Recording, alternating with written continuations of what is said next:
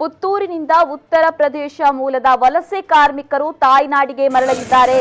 ಪುತ್ತೂರಿನ ರೈಲ್ವೆ ನಿಲ್ದಾಣದಿಂದ ಮಧ್ಯಾಹ್ನ 3 ಗಂಟೆಗೆ ಹೊರಡಲಿದೆ ರೈಲು.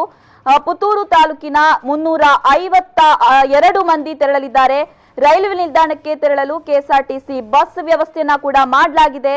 10 ಬಸ್ಗಳ ಮೂಲಕ ರೈಲ್ವೆ ನಿಲ್ದಾಣಕ್ಕೆ ಕಾರ್ಮಿಕರು ತೆರಳಿರುವಂತದ್ದು. ಪುತ್ತೂರು, ಬೆಳ್ತಂಗಡಿ, ಸುಳ್ಯ, ಬಂಟ್ವಾಳದಲ್ಲಿದ್ದಂತಹ ವಲಸೆ ಕಾರ್ಮಿಕರು ಇವತ್ತು ಹೊರಡಲಿರುವಂತದ್ದು. ಆರೋಗ್ಯ ತಪಾಸಣೆಯನ್ನ ನಡೆಸಿ ಜಿಲ್ಲಾಡಳಿತ ಕಳುಹಿಸಿಕೊಟ್ಟಿದ್ದಾರೆ ಅವರನ್ನ. ಒಟ್ಟು 1464 ಮಂದಿ ತಮ್ಮ ಊರಿಗೆ ತೆರಳಲಿದ್ದಾರೆ. ಆಹಾರ ಮತ್ತು ನೀರಿನ ವ್ಯವಸ್ಥೆಯನ್ನ ಕೂಡ ಕಲ್ಪಿಸಲಾಗಿದೆ.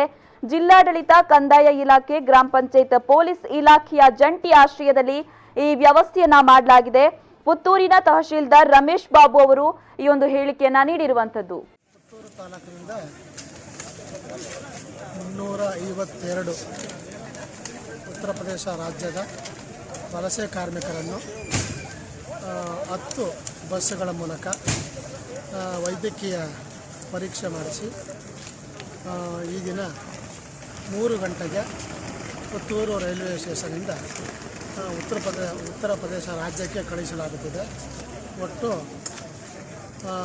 ಪುತ್ತೂರು ತಾಲೂಕು, ಬೆಳ್ತಂಗಡಿ, ಕಡಬ ತಾಲೂಕು, ಸುಳ್ಯ, ಬಂಟ್ವಾಳ 5 ತಾಲೂಕಿನಿಂದ ಸುಮಾರು 1464 ಜನರನ್ನು ಪುತ್ತೂರು ರೈಲ್ವೆ ಸ್ಟೇಷನಿಂದ ಉತ್ತರ ಪ್ರದೇಶ ರಾಜ್ಯಕ್ಕೆ ಅವರಿಗೆ ಆಹಾರ ಮತ್ತು ನೀರಿನ ಬಾಟಲ್ ಜೊತೆಗೆ ಅವರ ಸ್ವಂತ ರಾಜ್ಯಕ್ಕೆ ಕಳಿಸಿಕೊಡಲಾಗುತ್ತದೆ.